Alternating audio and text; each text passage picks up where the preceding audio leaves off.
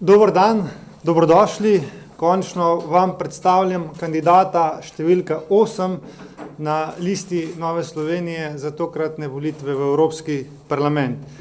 Veseli me, da se je dr. Žiga Turk odzval našemu vabilu. Na listo smo ga povabili, ker želi Nova Slovenija Sloveniji ponuditi kandidatke in kandidate, ki poznajo Evropo, ki se znajdejo v institucijah Evropske unije in bodo tako lahko že od dneva ena dalje učinkovito zastopali slovenske interese v Evropi. Želim si, da je dr.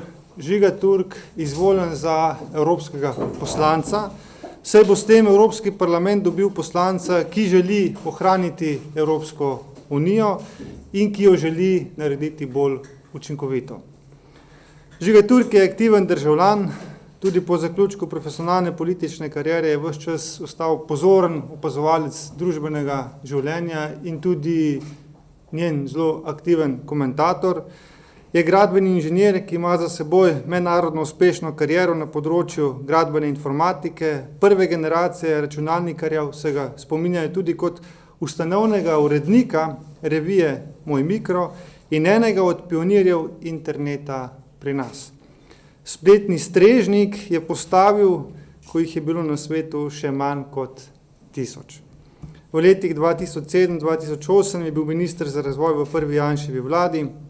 Med drugim je usklajeval izvajanje Lizbonske strategije v Sloveniji in vodil tudi vstopanje Slovenije v OECD.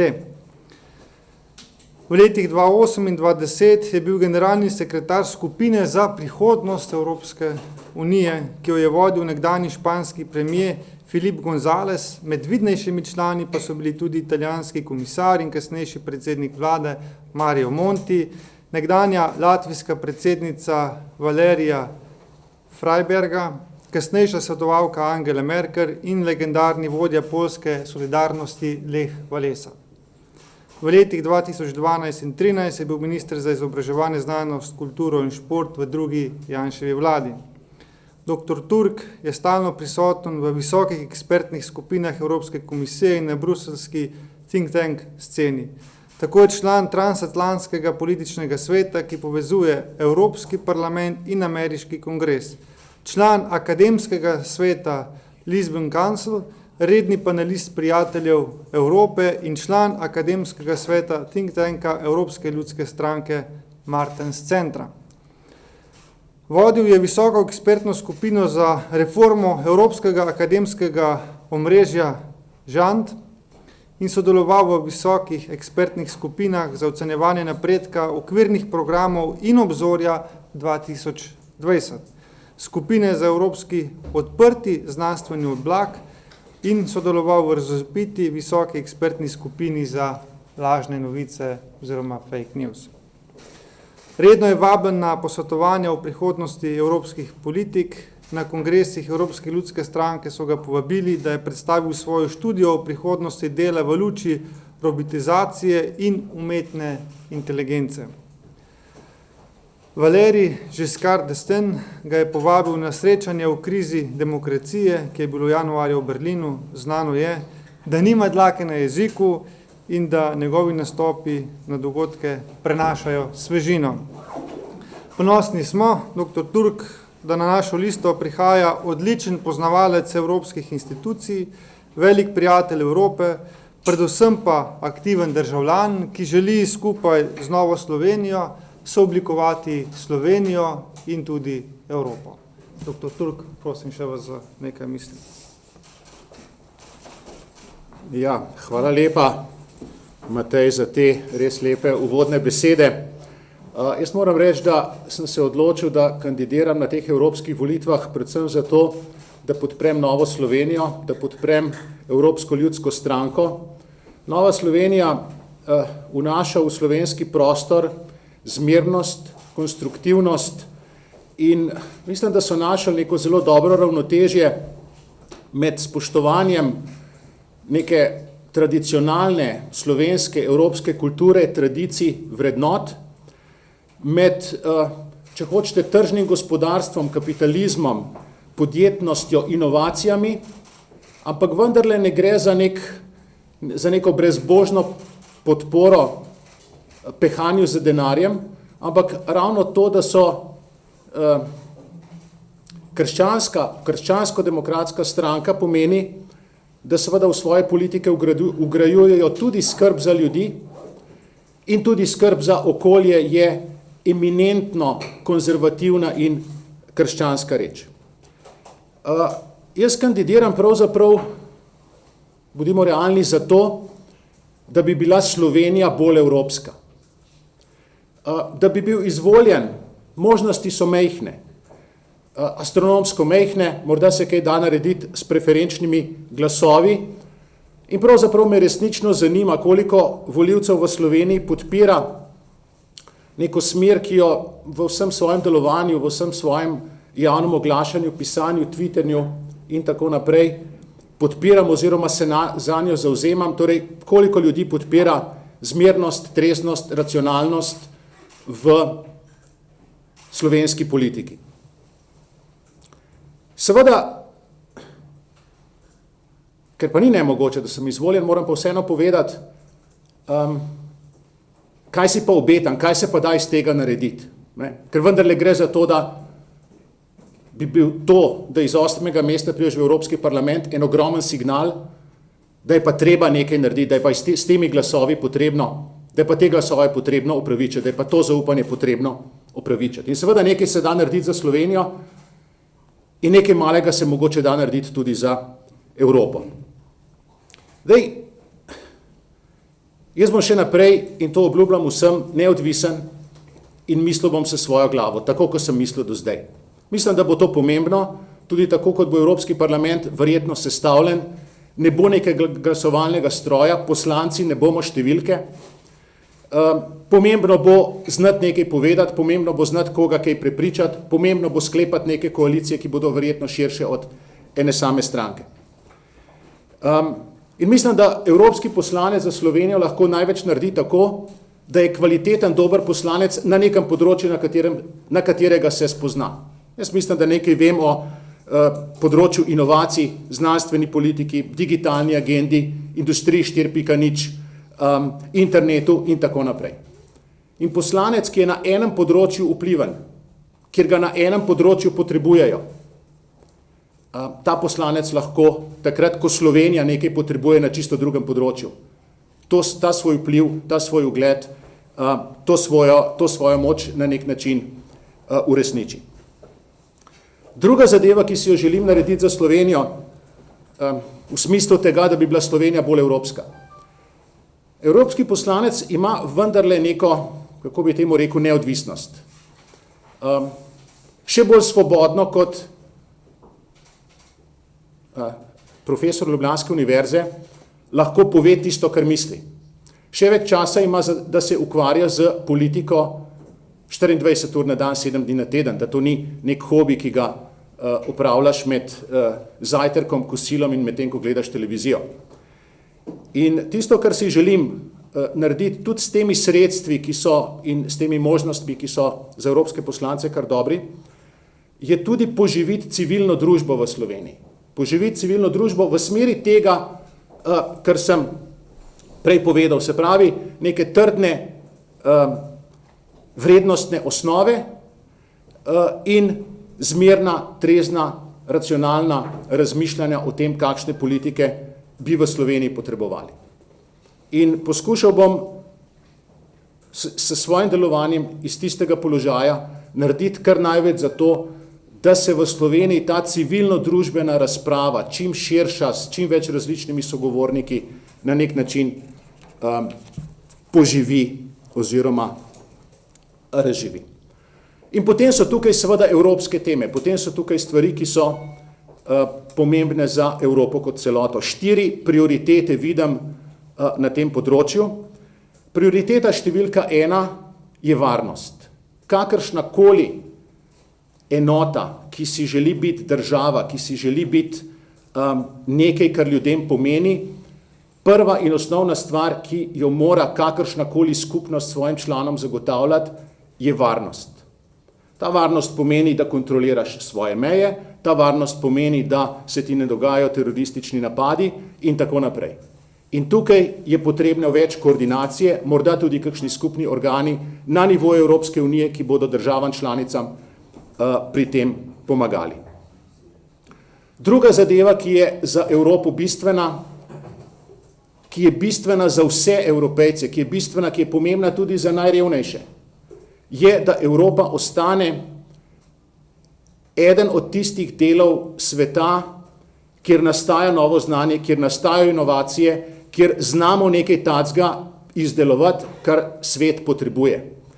Torej, na drugem mestu so inovacije, na drugem mestu je neka infrastruktura za podjetnost, je nek skupni evropski trg, kjer te inovacije, kjer ta znanost se lahko pretvori v zaslužek vseh ljudi. Če se zasluži, morajo, seveda imajo tudi najrevnejši nekaj od tega in imajo tudi najrevnejše države članice nekaj od tega. Tretja točka, kjer mislim, da Evropa zaostaja za svojimi potenciali, je Evropska unija kot nek geostrateški igralec. Samoumevno je, da imamo nek poseben odnos z Združenimi državami Amerike, ne glede na to, kdo je tam slučajno predsednik. Torej to atlantsko prijateljstvo je nekaj, kar velja negovati. Ampak vendar Evropa mora najti svojo geostrateško pozicijo in varovati svoje geostrateške interese. In seveda mora zelo odločno in zelo trdo nastopati proti Rusiji, ko ta napada tuje države, ko ta zaseda teritorij druge države, ko ta podpira pravzaprav neke paravojaške organizacije, ki napadajo Ukrajino. Ampak, strateško se bi morala Evropa zavedati, da je Rusija del Evrope in da je pravzaprav tiste probleme, ki jih je Evropska unija rešila med Nemčijo in med Francijo, na enak način treba rešiti tudi na vzhodnih evropskih mejah in strateško, na dolgi rok, delati na približevanju Rusije in Evropske unije. Ne nazadnje tudi zato, ker je Evropska unija kulturno-civilizacijski projekt, ker je to projekt združevanja držav, ki imajo podobno zgodovino, podobne vrednote, podobno kulturo. In Rusija s svojimi umetniki, kulturniki, znanstveniki sodi sem zraven. In četrta tema je seveda prihodnost Evropske unije. Zdaj, pred evropskimi volitvami bo cel kup kandidatov prišlo za celim kupom visokoletečih idej, kako bi lahko to stvar reformirali, poživili, prenovili, kaj pravi Macron, da bi cela neka renesansa nastala, nekateri sanjajo o novih pogodbah in tako naprej. Evropska unija je krasen projekt, je ogromen dosežek, je bistvenega pomena za čisto vse članice Evropske unije, tudi največje skozi Evropsko unijo lahko dosežejo več, kot bi dosegle same. Celo Velika Britanija, zdaj, ko se pogovarjajo o Brexitu, si želi, da bi skozi inštitucije Evropske unije dosegala oziroma si pomagala z Evropsko unijo pri energetski politiki, ker je samo Evropska unija dovolj velika, da se lahko suvereno pogovarja z tistimi, ki imajo in prodajajo energente. Skratka, dragocena je ta reč, ampak tisto, kar se moramo zavedati, tisto, kar se mi zdi, da nas drži nazaj, je to, da moramo enkrat se že nehati zgovarjati na to, da je Evropska unija projekt, ki ni dokončan. Ker če nekaj ni dokončano, potem se, namesto da bi se ukvarjal s tem, ne vem, kako boste v tej sobi čim bolj učinkovito delali tiskovne konference, se ukvarjate s tem, kaj še vse treba v tej sobi prebarvati, kaj še vse v tej sobi treba narediti. Skratka, to, da je Evropa projekt, je stalen izgovor za to, da ta evropska mašinerija, da to uradništvo, da te inštitucije danes in zdaj ne delajo tega, kar bi morale delati za to, da bi bilo državljanom, podjetjem in tudi državam članicam boljše. Tako da je moja, kako bi rekel, vizija, ki je mogoče dolgočasna, ta, da mora biti Evropska unija bolj pragmatična, da mora ugotoviti, Evropska unija je, inštitucije so, pogodbe so. To je treba uporabiti kot orodje za to, da se stvari, ki jih gospodarstva, posamezniki, države članice potrebujejo, da se to dela, da se to izvaja. Ne pa, da je to izgovor, se ne da, veste, rabimo drugačno pogodbo. Ne? In jaz si želim, da v naslednjem mandatu se stvari delajo, se stvari uporabljajo, ne pa, da zgubljamo čas s tem, kaj vse bi se spremenilo, pri čemer je vsem jasno, da je pogodbe skoraj nemogoče spremeniti, da bi šlo ogromno neke energije v neke procese, v neka pogovarjanja, v neka modrovanja, na koncu pa ene 2 referenduma ne bi šla skozi in bi bili točno tam, kjer smo bili skoraj 15 let nazaj. Skratka, Evropsko unijo vidim kot unijo suverenih držav v službi države, ne kot nek večen projekt. In seveda še nekaj moram tukaj zraven dodati, kar je krščansko-demokratskega značaja. Ta Evropska unija mora imeti nek smisel. Zakaj so ravno te države skupaj? In te države so skupaj zato, ker imajo neko skupno zgodovino, ker imajo nek skupen podstat, ker so si kulturno podobne. Te države so na smrt vojskovale drugo z drugo. Pobijali smo se med seboj. Ker smo med seboj tekmovali. In ko smo tekmovali, smo tudi drug od drugega se učili in je zato Evropa napredovala. Nikoli ni bila monolit. Zato je bila Evropa tako uspešna, ker ni bila monolit. Stare grške državice, konkurenca med njimi in so napredovali. Renesančna Italija, mestne državice, tekmovali med sabo in napredovali. Hanzeatska liga trgovskih mest ob Severnem morju, tekmovanje med seboj in so napredovali.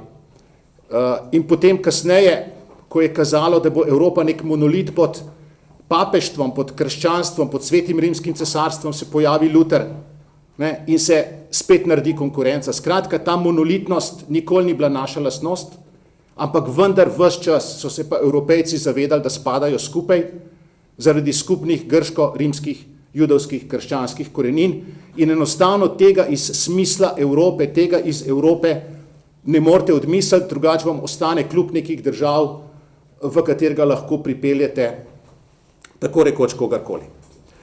Skratka, zavzemam se za pragmatično Evropo, ki bo v službi državljanom, ki pa vidi smisel svojega obstoja v spoštovanju, varovanju in nadgradnji evropske kulture.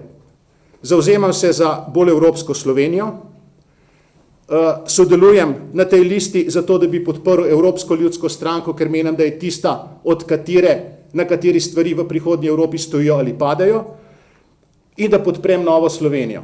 Stranko, ki je zmerna, ki je konstruktivna, ki predstavlja v Sloveniji na vse strani neko alternativo in konec koncev se mi zdi, da je potrebno dati v Sloveniji tudi nek signal na vse strani, da obstaja alternativa. Za uvod toliko. Hvala lepa. Suzana, izvoli. Mogoče samo to, dr. Turk, pravite, da podpirate Novo Slovenijo, ker da je zmerna in tudi Evropsko ljudsko stranko, ste pa vendar še vedno član SDS-a. Kako vi to skupaj lahko pojasnite? Smo opazili tudi nekatere tvite med vami in predsednikom SDS-a Janezom Janšo, ki je celo nekako namigoval, da ste vi za SDS nekaj podobnega, kot je Orbanov Fides za Evropsko ljudsko stranko. No, jaz mislim, da smo se na Twitterju prav prisrčno pohecala.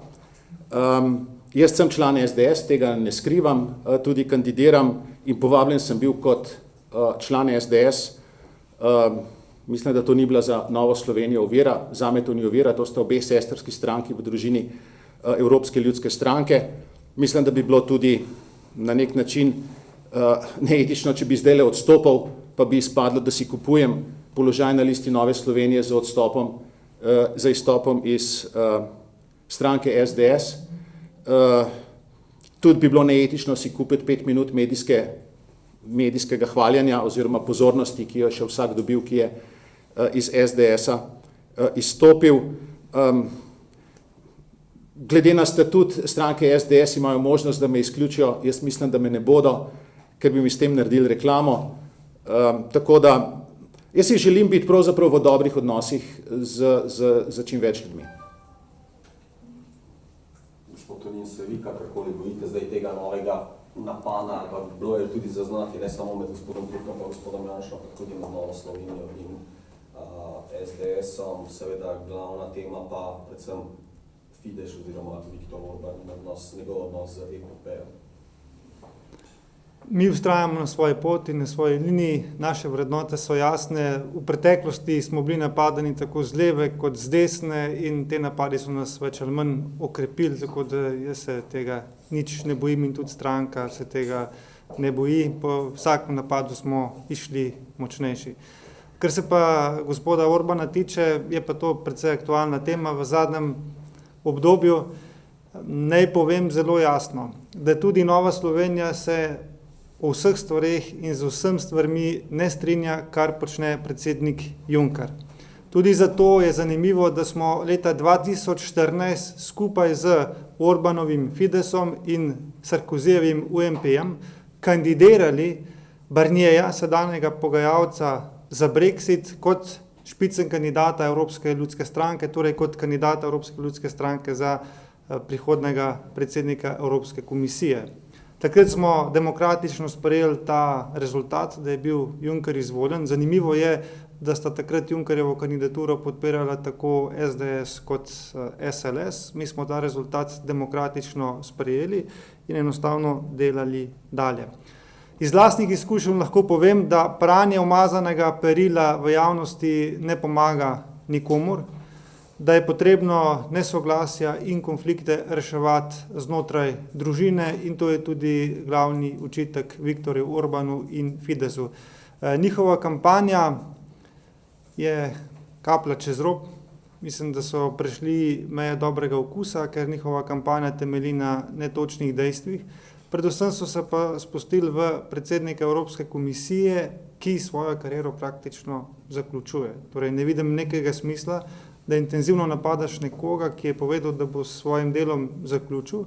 Hkrati sem pa iz pisma predsednika Orbana Novi Sloveniji, torej meni, razbral, da si želijo ostati v Evropski ljudski stranki in da podpirajo Manfreda Webra kot prihodnega predsednika Evropske komisije. In še da na podlagi teh informacij je ta napad na Junckerja in tudi celotna ta plakatna vojna še toliko bolj nerazumljiva. Stališče Nove Slovenije je, da bomo 20. marca v Bruslju podprli zamrznitev članstva Fidesu. Podpiramo zahteve Manfreda Webra in sicer, da mora Fides končati kampanjo, da se mora upravičiti politični družini za vso škodo in tudi najdeti rešitev za univerzo CEU. Ker verjamemo, da je vse te stvari tehnično nemogoče izpeljati do 20. marca, vendarle Fidesu želimo dati drugo priložnost, zato bomo 20. marca glasovali za zamrznitev, dali priložnost, da vse te tri pogoje izpolnijo in če jih izpolnijo, lahko ostanejo v Evropski ljudski stranki, drugače je rezultat jasen. Zdaj, gospod Turk je 8. na listi, 7. mesto trenutno še ostaja prazno, kakorkoli že, veliko špekulacij okrog tega imena. V Slovenski ljudski stranki pravijo, da nekako še niso prejeli vašega uradnega odgovora o tem, ali ste samostojno, ali vendarle je kakšnakoli opcija še za sodelovanje, morebitno. Kje je zdaj to hipotetično? Vemo, da ste enkrat že nekako zavrnili to, pa vendar, ali obstaja še kakršnakoli možnost glede morebitnega povezovanja na volitvah? Kandidat številka 7 bo predstavljen do konca tega meseca, o teh stvareh boste obveščeni. Dobili smo uradno povabilo od Slovenske ljudske stranke in informacije, ki so zakrožile v medijih in tudi, ki jih komunicirajo nekateri drugi predsedniki strank, da smo mi to povabilo zavrnili, ne drži. To povabilo je še vedno odprto. Tudi na zadnjem svetu stranke sem zelo jasno povedal, da bomo dokončno odločitev sprejeli v začetku aprila, kaj in kako potencialno skupno listo. Lahko pošteno povem, da zaenkrat je znotraj organov stranke večja naklonjenost temu, da se lotimo nekoliko drugačnega sodelovanja, to je s povabljenimi gosti na našo listo. Bomo videli, kako se bodo stvari do začetka aprila odvijale.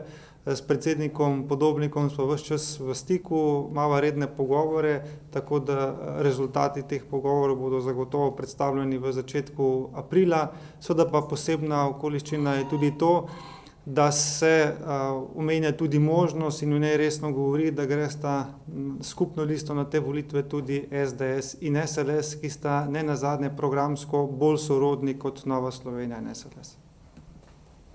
Ja. Jaz imam vprašanje za vas, ki se ne tiče evropskih volitev, vem pa, da vas kot pač v Novi Sloveniji veliko govorite o prenovi zdravstva in tako naprej. Pred nekaj minutami je minister za zdravje Samo Fakin podal svojo odstopno izjavo oziroma premierju Šarcu sporočil, da odstopa iz zdravstvenih razlogov.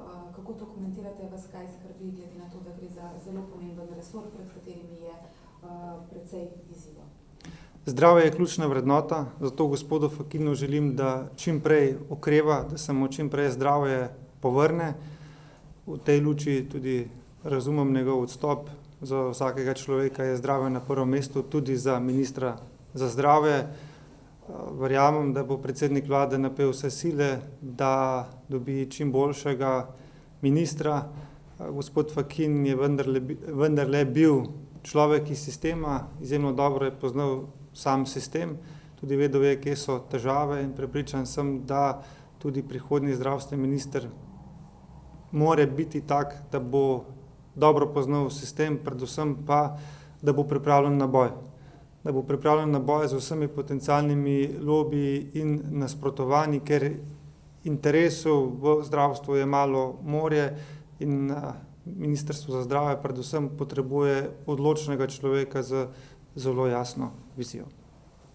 Kaj bi vprašanje dodal glede sodelovanja na volitvah raznih strank. V osnovi česa sklepate, da bi lahko SDS in SLS oblikovali skupno listo? Na podlagi pogovorov z obema predsednikoma strank. Torej, komunikacija med predsedniki strank, ki so del Evropske ljudske stranke, ves čas teče. Bili smo tudi v pogovorih z samim vodstvom Evropske ljudske stranke, ne nazadnje sem tudi sam obiskal predsednika Dola, s katerim sva imela daljši pogovor. Cilj Evropske ljudske stranke je, da zmaga v Sloveniji, da po možnosti ponovno pripelje v Bruselj 5 evropskih poslancev. To bo najboljše zagotovilo za varno in močno Evropo in da so to predvsem izkušeni poslanci, ki poznajo samo delovanje Evropske unije. In seveda nas tudi vodstvo Evropske ljudske stranke spodbuja k temu, da najdemo čim boljše možnosti, da pripeljemo v Evropski parlament čim več poslancev. Zanimivo je, da se ves čas govori samo o potencialni možnosti skupne liste med Novo Slovenijo in SLS-om, vendarle so vsake volitve tudi na nek način volitve, kjer govorimo o programih, o vrednotah in logično je, da se delujejo programsko najbolj sorodne stranke. In v zadnjem obdobju se je vsekakor jasno izkazalo, da ste si programsko bolj sorodni SDS in SLS kot pa mi in po tej logiki se je seveda tudi umenjala ta možnost. Ali bo do nje prišlo, ne vem, vem pa, da smo vsi trije v pogovorih, kako in kaj pristopati k tem volitvam, da bo rezultat čim boljši. Skratka, če lahko sklepam, da ste vi zavrnili to možnost, skupno, očitno ste se pogovarjali o skupni listi. Če prav razumem, vi ste to možnost zavrnili, ostajate še dve stranki, ki ne ostajate na teh pogovorih. Ta zaključek je napačen. Na zadnjem svetu Nove Slovenije, kjer so predstavniki vseh naših lokalnih odborov, sem jasno povedal, da bomo odločitev o potencialnem sodelovanju z SLS-om sprejeli v začetku aprila.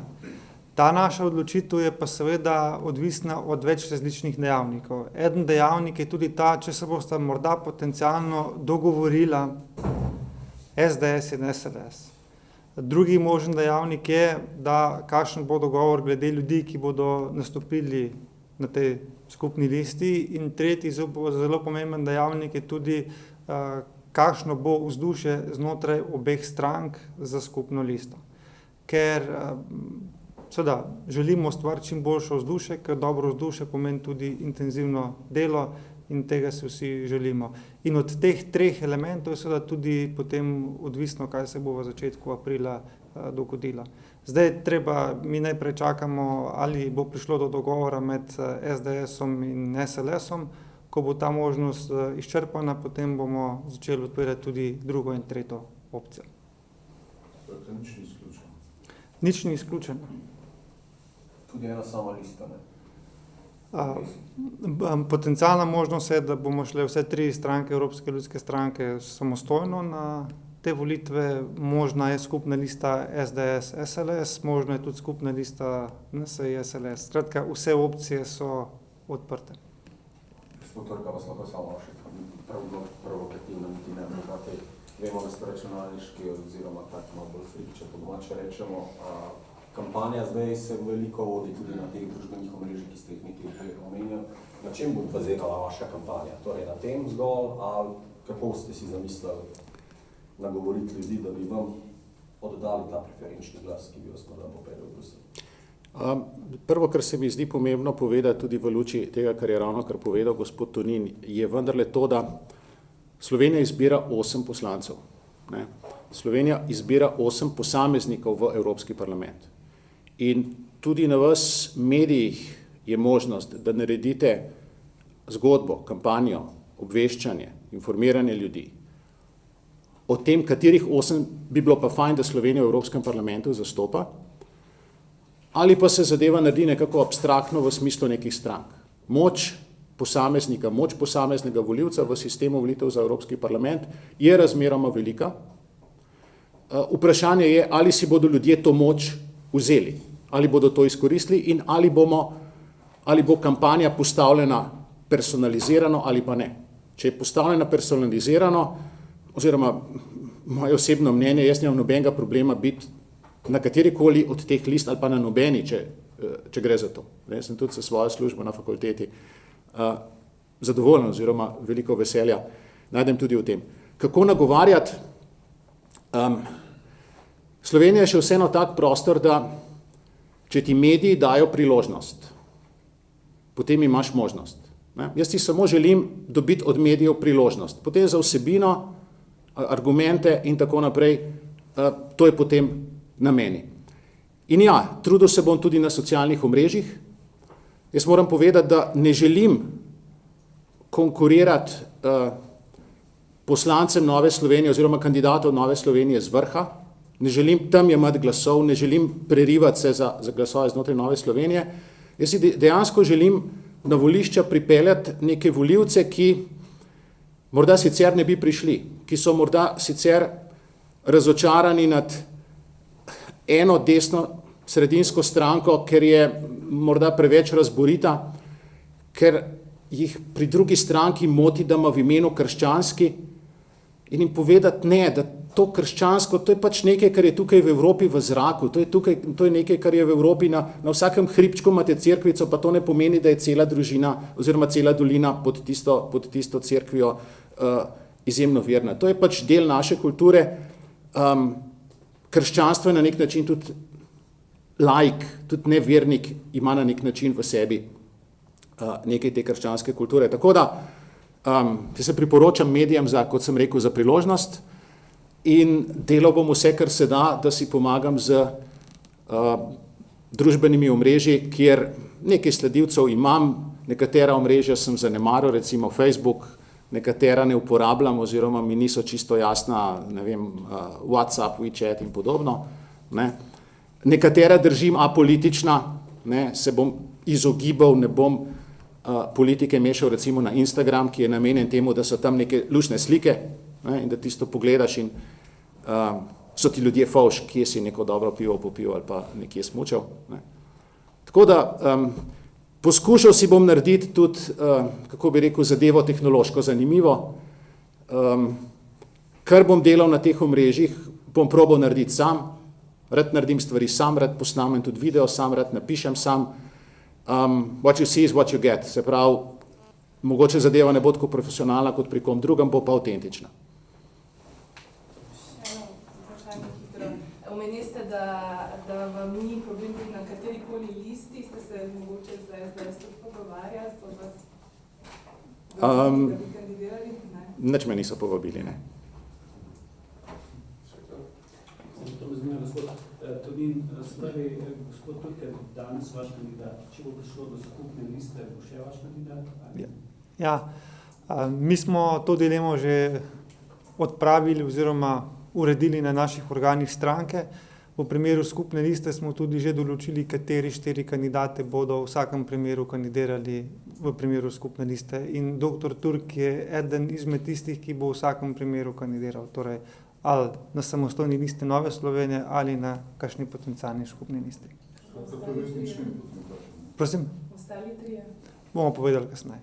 Gospod Turk je v tem primeru lahko vezni člen, ne?